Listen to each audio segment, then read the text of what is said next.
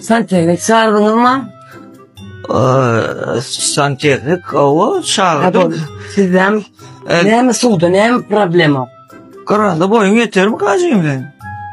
Kalır. Ben yeter. Ona kalır. Yatılır. Bana ne ama? Soğulan işledin. Et yaşlı illen örmeler. Ya söyleyeceğim. Ya bakan yok mu? Aa. Ne banyodur oydu. Nasıl bakan yoktur etme o. Gerek karatan berde kalk borculardan yok be. Ne olur oyna. Bak daha be tamam.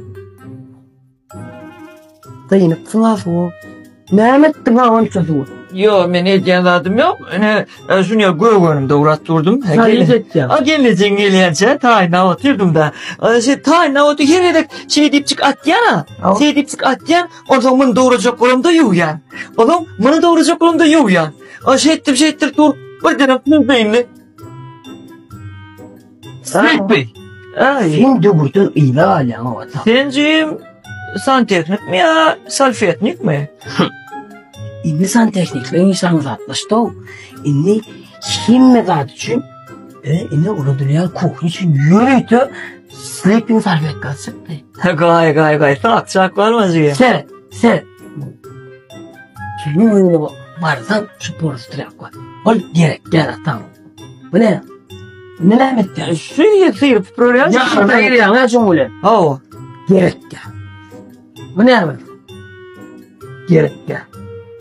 Doğru bal var mı? Ay cancığım şu da bu gerek. Doğru. Bol atısını. Ne hemen? At. Bol tayin yedi. Dur. Bu kim kat? Ama öyle çıkar cancığım. Bol ağam. Yok. Ay duvarlar diye doğru diye. Diye. İndi. Yürüydü. Kokmuştu. Hiç ilyaldaydı parfümsüz. Hiç ilyaldaydı. İstemeklerdi. Hamile de oturuyorlar. Evden süpürdüm. Bunu başladım. Hiç iyiydi. Süpürdüm. Arkayım koydum. İyi bitti. Hiç iyiydi yansıdı. Bu ten için ne? El süpürme için ne? Spalına oyma için ne? Yürüydü. Kokun için. İyi. Süpürdüm. Koydum. Doğradım. Süpürdüm. Koydum. İnni. İkinci tema. Yağıma çarkada adapte uyandı. Aa. Gerek var.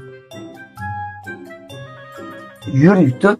Yağ çözücü görmüşler şu. Tam mestis, mamestis. Odakları verekte yine. Bu yüzüm oğuşlu. Bu yüzüm arası. He moşlu arası. Şimdi yağlı.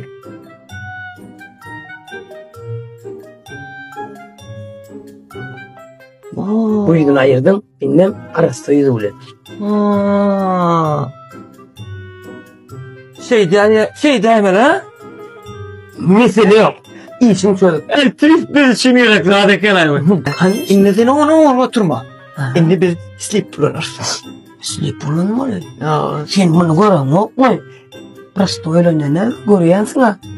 Yok. Bak bazı telefon. Ben beklemedim ettim hemen. Onu her şu kadar gidelim. Günlük gelip beylik adamlar hemen. Yok mu? Masraflar yazmıyor. Ha o ömrümü de kor deneyim.